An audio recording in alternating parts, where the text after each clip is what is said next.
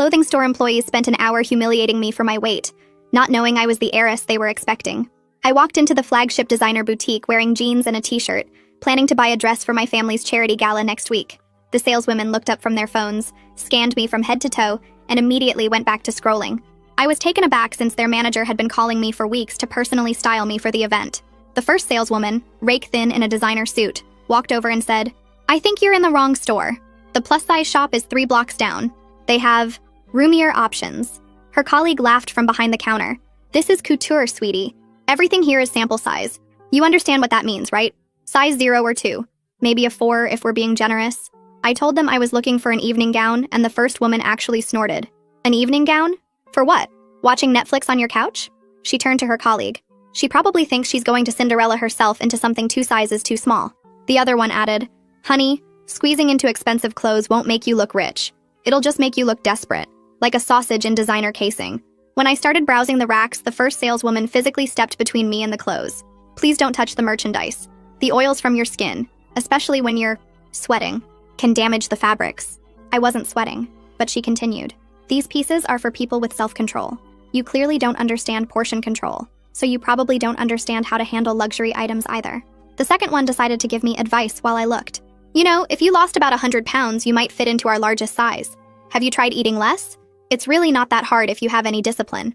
Her colleague chimed in, "She probably doesn't even know what a gym looks like. Look at those arms. That's years of choosing McDonald's over movement." When I picked up a beautiful black gown to look at the price, the first saleswoman snatched it from my hands. "This is $8,000. Even if you could afford it, which clearly you can't, it would never fit you. The designer doesn't make circus tents." She held it up against herself. "See? This is what it's supposed to look like on a real woman, not whatever you are." They started taking photos of me pretending to be subtle. This is hilarious. When fat people think they belong in high fashion. They posted it to the store's private Instagram story with pig emojis. "Look at her thinking she can shop here. Probably ate her way through her entire paycheck and thinks one dress will make her pretty woman." The manager's assistant walked by and the saleswoman called her over. "This woman refuses to leave. She's making our actual customers uncomfortable." The assistant looked at me with disgust. "Ma'am, this is an exclusive boutique. We cater to a certain aesthetic. You're ruining the ambiance. Perhaps Walmart has something more your speed and size." When I said I had money to spend, they all laughed. "What, your welfare check came in?" The first one said, "Fat people are fat because they're lazy, and lazy people don't have money. Successful people have self-control. You probably spent your last dollar on a bucket of chicken before waddling in here." The assistant added, "Security should really screen people better. We can't have just anyone walking in off the street thinking they belong here." The second saleswoman pulled out a measuring tape. "Let's see how delusional you are." She wrapped it around my waist without permission, announcing the number loudly.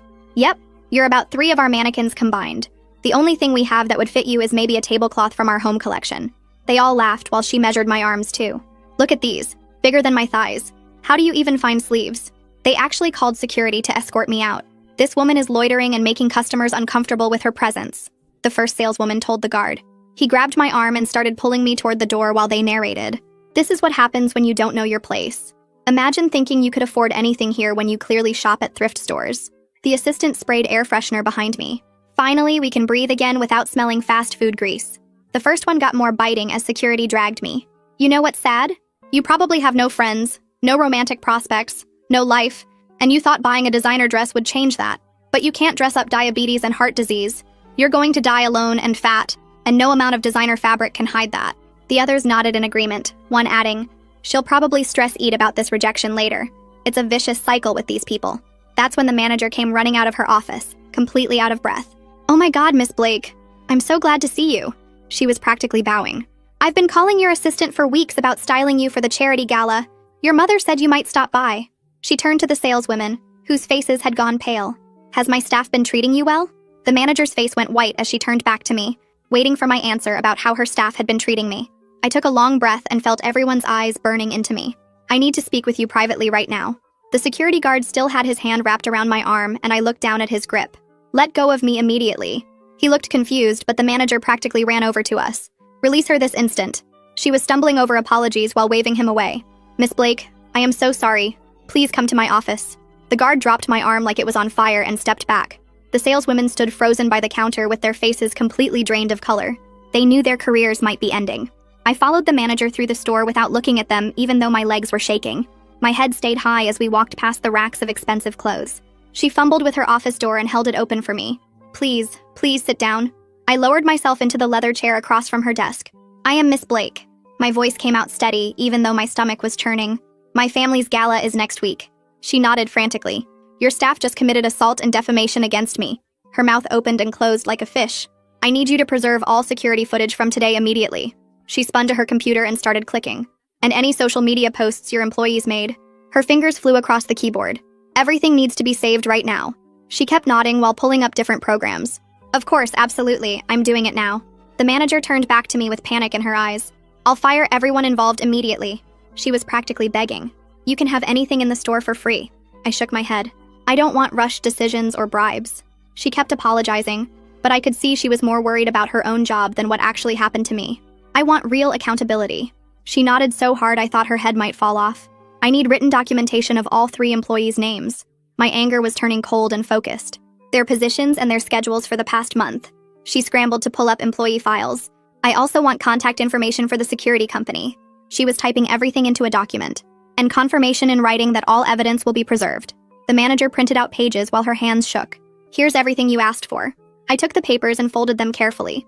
My phone came out and I texted my assistant to start documenting everything. I told them to screenshot any social media posts about the store from today.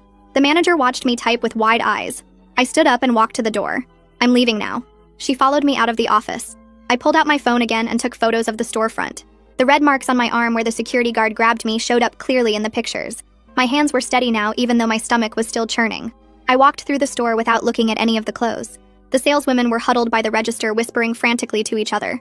They went silent as I passed them. Walking out on my own terms instead of being dragged by security felt like a small victory. The manager followed me all the way to the door. Miss Blake, I am so sorry. She kept apologizing, but I didn't respond. The glass door closed behind me, and I stood on the sidewalk.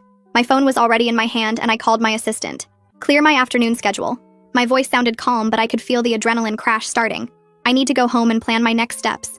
The shaking was getting worse, and I needed to get somewhere private. My car was parked 2 blocks away, and each step felt heavy. The driver opened the door, and I collapsed into the back seat. Home, please. He looked at me in the mirror, but didn't ask questions. The drive felt like it took forever, even though it was only 20 minutes. I stared out the window, watching the city blur past. My arm was throbbing where the guard had grabbed me. At home, I went straight to my study and sat at my desk. Should I call my mother right away, or gather more information first? She would want to handle this her way, which meant quietly to avoid scandal. The family name was everything to her. But staying quiet wasn't what was needed here. Those women had humiliated people before, and would do it again if nothing changed. I decided to wait and build my case first. My assistant arrived within an hour with a laptop and notebooks. We sat at my dining room table and started organizing everything. Every insult got written down exactly as I remembered it. The timeline started with walking in and ended with the manager recognizing me. We listed potential witnesses, including other customers who had been in the store. My assistant found the store's Instagram and we scrolled through their posts. The pig emoji post was still there in their stories. We screenshot it immediately before it could disappear. 3 hours passed while we built our documentation. Having everything written down and organized made me feel more in control. The shaking had finally stopped, and my anger had turned into determination. This wasn't just about me anymore.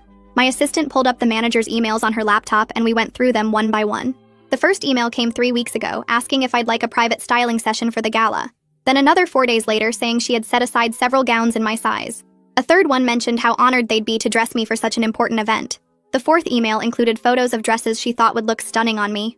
Each message got more eager, and the timestamps showed something interesting. While the manager was typing these fawning emails upstairs, her staff was downstairs posting cruel photos of other customers on their Instagram. My assistant found a post from the exact same day as the manager's most recent email, showing a woman trying on a dress with laughing emojis, and comments about how some people didn't know their place. The pattern was clear, and my stomach twisted seeing how the store operated on 2 completely different levels. That night, I couldn't get comfortable in bed and kept feeling the security guard's fingers digging into my arm. Every time I closed my eyes, I heard their voices calling me lazy and saying I'd die alone. My sheets got tangled as I tossed and turned, replaying each insult. Around 3 in the morning, I gave up on sleep and sat at my kitchen table with a cup of tea. The bruises on my arm were turning purple and yellow now. By sunrise, I knew what needed to happen, because this went deeper than just getting an apology or some free clothes. The next morning, I found the corporate number on their website and called their customer service line. The woman who answered sounded bored until I mentioned discrimination and assault at their flagship store. She transferred me to a supervisor who took down every detail while I kept my voice steady and factual. They gave me a case number and said someone from regional management would contact me within 24 hours. After that call, I looked up the building's security company and filed another report. The woman taking my information gasped when I explained that their guard had grabbed me for shopping while being fat. She kept apologizing even though she wasn't there, and said their contract with the boutique would be under review immediately. My assistant had been researching attorneys, and found Lila Espinoza, who specialized in discrimination cases. She called Lila's office and got us an appointment for that afternoon. I spent the rest of the morning organizing all our screenshots and documentation into a folder. Having everything printed and organized made me feel more prepared for whatever came next. Before the attorney meeting, I decided to stop at another boutique downtown that advertised inclusive sizing. The difference was immediate when I walked in, and the staff smiled genuinely. They showed me to a fitting room without any comments about my body. The saleswoman brought me 6 different gowns and waited outside while I tried them on. When I came out in a deep blue dress, she adjusted the hem and said it looked beautiful.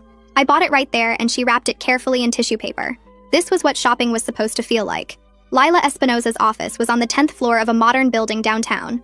She reviewed all our documentation while taking notes on a yellow legal pad. She explained that weight wasn't a protected class in our state, but assault and defamation definitely were. The security footage would be key evidence, and the social media posts showed a pattern of discrimination. She said we had strong claims that could result in real consequences for the store. When she asked about my goals, I told her I wanted policy changes and training requirements, not just money. She nodded and said we could structure our demands around systemic change rather than just compensation.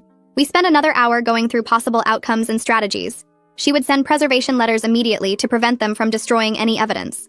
That evening, my assistant's phone buzzed with an anonymous message from someone claiming to work part-time at the boutique. They sent dozens of screenshots from the store's private Instagram stories going back a whole year. Post after post showed staff mocking customers' bodies and making cruel jokes. One showed a woman crying in the fitting room with the caption about how reality hit hard.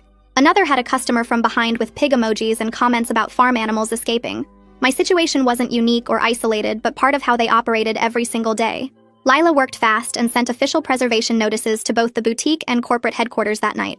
The letters made it illegal for them to delete any electronic communications or security footage related to my visit. We made backup copies of everything on multiple drives and in cloud storage. My assistant created a detailed timeline with every piece of evidence labeled and organized. The legal process was starting to feel real now, with official paperwork and case numbers. Each step forward made me more determined to see this through to actual change. My phone rang at 8 the next morning while I was drinking coffee and going through emails. The caller ID showed a number I didn't recognize, but the area code was from corporate headquarters. I answered and heard a woman's voice asking if this was Miss Blake. She introduced herself as Natalia Herrera, the regional director for the boutique chain. Her tone was professional, but I could hear worry underneath as she asked if we could meet to discuss what happened at the store. She said she'd reviewed the incident reports and wanted to address my concerns personally. I could tell from how carefully she chose her words that corporate was taking this seriously now. The fact that someone this high up was calling me directly meant they understood the potential damage this could cause them. I told her I'd be willing to meet, but I had several conditions that weren't negotiable. First, my attorney Lila would be present for any discussion about this matter. Second, we'd meet at a neutral location, not at any corporate office or store property. Third, I wanted to record our entire conversation for my records. She agreed to all 3 conditions immediately without even trying to negotiate, which told me their legal team had already briefed her. We scheduled the meeting for the next morning at 9 at Lila's office downtown. After hanging up, I called Lila to confirm she was available and to update her on this development. She said Natalia calling personally was a good sign that they wanted to resolve this without litigation.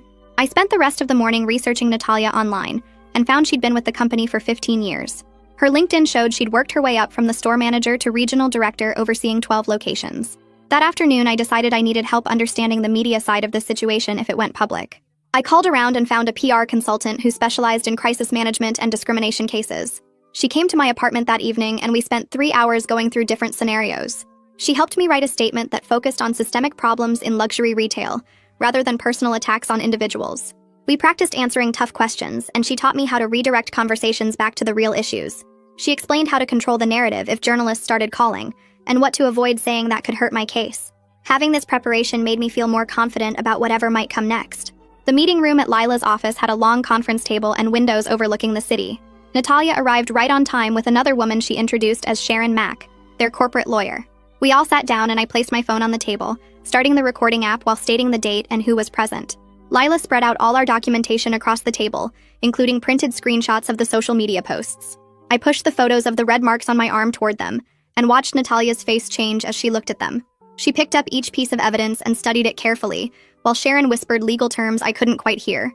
I stayed calm while describing each thing that happened, starting with how the saleswomen looked at me and dismissed me immediately. I explained how they physically blocked me from the clothes and measured my body without permission. Natalia's expression showed real disturbance as I described the security guard grabbing me and the assistant spraying air freshener. She took notes on everything while Sharon kept checking her phone, probably getting updates from their legal team.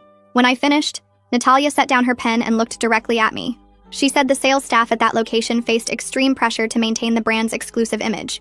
She explained that only having sample sizes in the store created an environment where body shaming became normalized behavior. The staff got bonuses based on maintaining certain customer demographics, and were punished if the wrong people were seen shopping there. She wasn't making excuses, she said, but wanted me to understand the toxic culture that led to this incident. I appreciated her honesty, but told her that understanding why it happened didn't eliminate the need for real consequences. The culture she described was exactly the problem that needed to change. I pulled out the list Lila and I had prepared with our demands for resolution. First, we wanted mandatory sensitivity training for all staff at every location, not just a one-time seminar but quarterly sessions. Second, they needed to revise their security protocols so guards couldn't physically remove customers without actual cause. Third, we wanted a public commitment to inclusive customer service posted in every store and on their website. Fourth, I wanted personal written apologies from each of the 3 employees who participated in humiliating me. Natalia wrote down each demand while Sharon leaned over to whisper concerns about liability and precedent. The power dynamic in this room was completely different from that day in the store when I had no voice. Now they were the ones worried about what I might do next. After 20 minutes of discussion, they made their counteroffer. They'd provide me with VIP treatment for life at any of their locations, including personal shopping and exclusive previews. They'd also make a substantial donation to any charity I chose, suggesting a mid-6-figure amount. The catch was, I'd have to sign a comprehensive non-disclosure agreement, preventing me from ever discussing this incident publicly. I shook my head and told them performative gestures and buying silence wouldn't fix the systemic problem. Real change required transparency and accountability, not secret payoffs to make problems disappear. Sharon started to argue about protecting the brand's reputation, but Natalia raised her hand to stop her. She said she understood my position and would take our demands back to the executive team for consideration. We agreed to reconvene in 3 days to continue negotiations.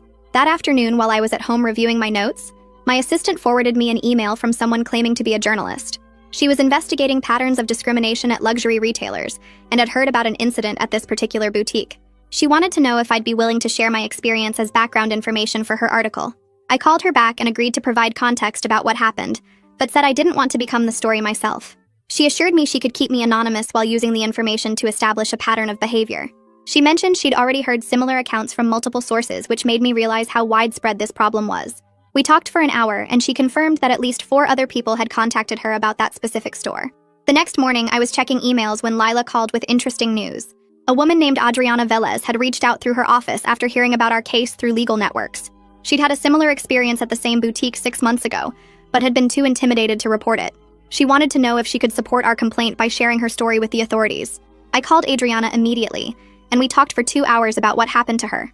The same saleswomen had mocked her weight and refused to show her certain items, saying she'd stretch them out. Security had followed her around the store and made her so uncomfortable she left crying. She'd wanted to complain but didn't think anyone would believe her or care about her experience. Her story strengthened our position because it showed this wasn't just one bad day, but an ongoing pattern of discrimination. We exchanged all our documentation, and she agreed to let Lila include her experience in our formal complaint. That afternoon, Lila filed the complaint with the Consumer Protection Agency, including both my experience and Adriana's with her written consent. The government investigation would create pressure beyond what corporate wanted to handle through private negotiations. She also sent copies to the Human Rights Commission and the Better Business Bureau to create multiple pressure points. The case was building momentum beyond just my individual complaint into something that could force real systemic change. 2 days later, my phone rang while I was making breakfast, and Natalia's name showed up on the screen. She told me all 3 saleswomen had been placed on administrative leave while they investigated everything. She mentioned they were bringing in some outside firm to review how the store operates and trains people. I wrote down everything she said in my notebook, but knew that leave wasn't the same as actually firing them.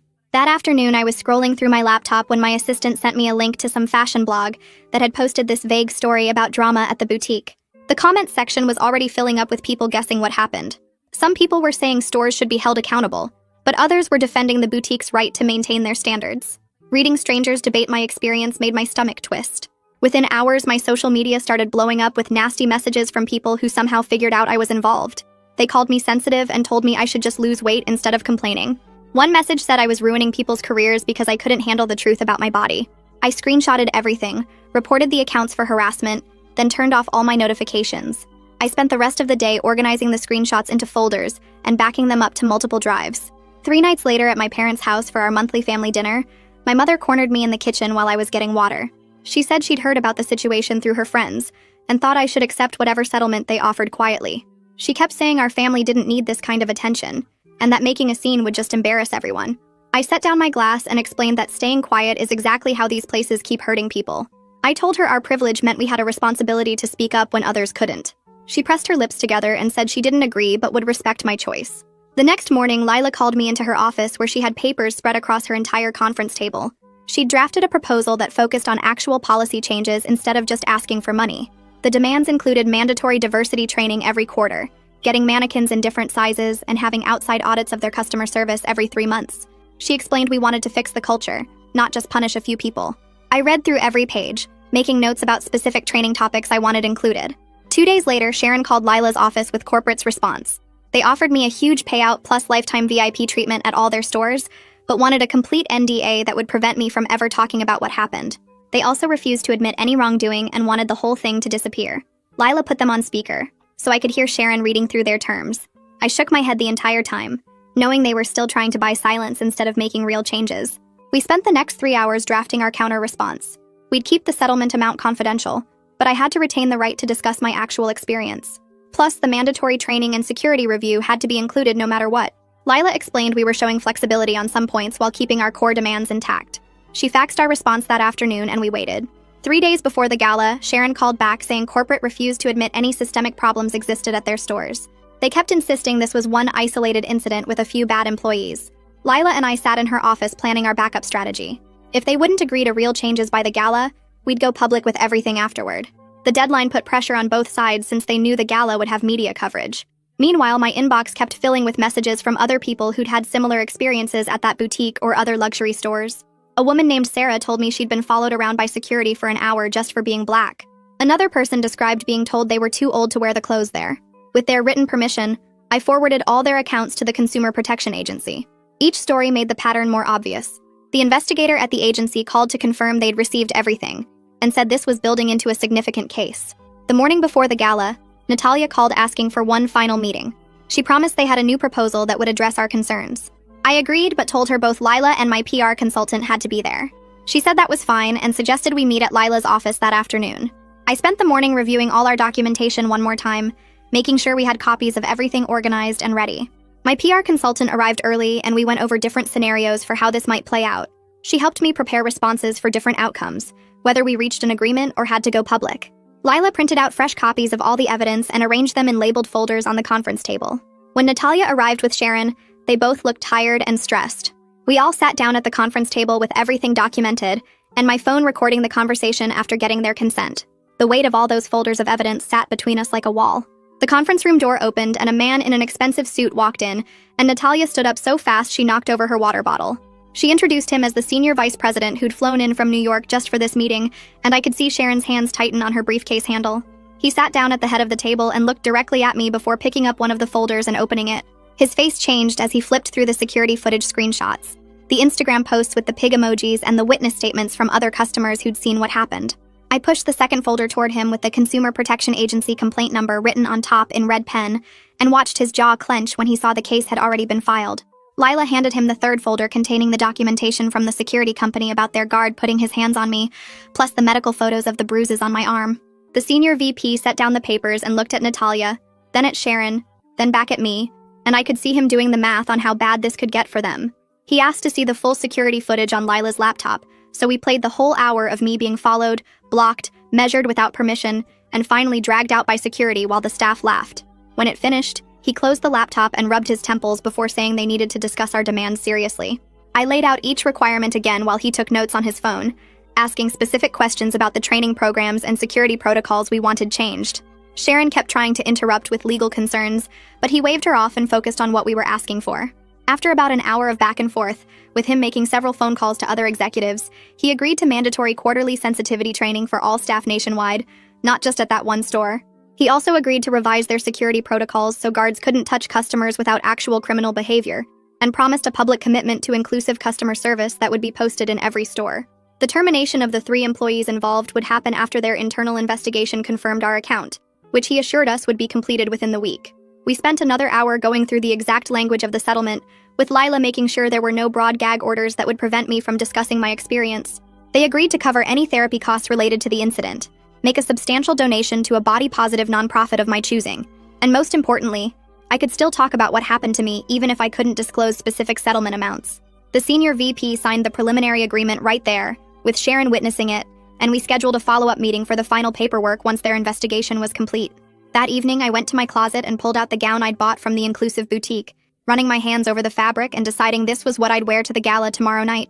I sent an email to corporate's PR team informing them I wouldn't be photographed in their brand at any family events going forward and that they shouldn't expect any endorsements from me. Small choices, maybe, but they mattered to me after everything that had happened.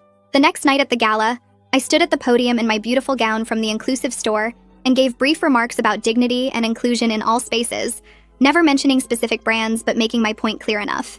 Several people approached me afterward at the cocktail reception, touching my arm and saying they knew exactly what I was referencing from the rumors that had been circulating. My mother even pulled me aside to say she'd heard from her friends on the board about changes happening at certain luxury retailers, and while she didn't say it directly, I could tell she understood my impact. Around midnight, my phone buzzed with a news alert showing the corporate statement they'd just released about recommitting to inclusive customer service and announcing new training initiatives across all their stores. The manager had also sent me a personal email, acknowledging her failure to create a safe environment and apologizing for not being present when her staff was behaving that way. A week passed before the journalist's article came out, and when it did, it focused on systemic discrimination in luxury retail rather than making my story into gossip. She cited the brand's new commitments as an example of needed change in the industry and included statistics about size discrimination that made the problem clear without sensationalizing individual incidents. The online reactions were mostly thoughtful, with people sharing their own experiences in the comments and discussing how these stores had made them feel unwelcome for various reasons. One of the saleswomen even sent me a private message through Instagram, saying she'd been doing a lot of thinking about her behavior and wanted to apologize for how she'd treated me. 2 weeks after that, I was walking downtown for a lunch meeting and passed by the boutique, noticing new signage in the window about their commitment to serving all customers with respect and dignity. The old security guard was gone, replaced by someone younger who just smiled and opened the door for people without that suspicious scanning look. I stood there for a moment, looking through the window at the same marble floors and crystal chandeliers, but chose not to go in because I genuinely had no need to shop there anymore. My first therapy appointment was scheduled for the following Tuesday in a small office building downtown, and I walked in carrying all the documentation from the case even though the therapist said I wouldn't need it. She had gray hair pulled back in a loose bun and wore reading glasses on a chain around her neck, gesturing for me to sit in the leather chair across from her desk while she reviewed the intake forms I'd filled out. The settlement covered 12 sessions, and she explained that we'd focus on processing the trauma without letting it become my whole identity, which made sense even though I wasn't sure how to separate the experience from who I was now. We spent that first hour going through what happened step by step, and she stopped me several times to point out how I'd protected myself by documenting everything instead of just accepting the treatment. During our third session, she helped me see that standing up wasn't just about the money or the policy changes, but about refusing to let them make me small, and that realization hit me harder than I expected. My mother called that weekend asking if I wanted to have lunch at her club, which was unusual since we typically only saw each other at family events. She ordered her usual salad while I got the salmon, and halfway through the meal, she put down her fork and said she'd been thinking about everything that happened. She told me she would have handled it differently, probably with lawyers and private settlements to keep things quiet, but she understood why I chose the public route and was proud of how I'd managed the whole situation. We talked for another hour about the changes at the boutique, and how several of her friends had mentioned hearing about new training programs at their favorite stores. And even though she didn't say it directly, I knew she was taking some credit for raising a daughter who wouldn't back down. The nonprofit called the next week asking if I'd be interested in helping them develop resources for people facing size discrimination in retail and other public spaces. I started going to their office every Wednesday afternoon, working with their team to create pamphlets and online guides about knowing your rights and documenting discrimination. They had me review real complaints from people who'd experienced similar treatment, helping them craft responses and connect with legal resources when appropriate. After 6 weeks of volunteering, they asked me to join their advisory board, and I accepted immediately, because the work felt more meaningful than anything I'd done before. 3 months had passed since that day in the boutique, and I could walk past it now without my chest getting tight or my hands shaking. The boutique had implemented real changes according to the quarterly report they were required to send. The 3 saleswomen had been terminated after the investigation, and I'd helped create accountability in an industry that rarely faced any consequences for how they treated people. Thanks for hanging out and exploring all this with me today. Really was fascinating diving into those questions together. Until next time, friends, take it easy. Like the video, it helps more than you think.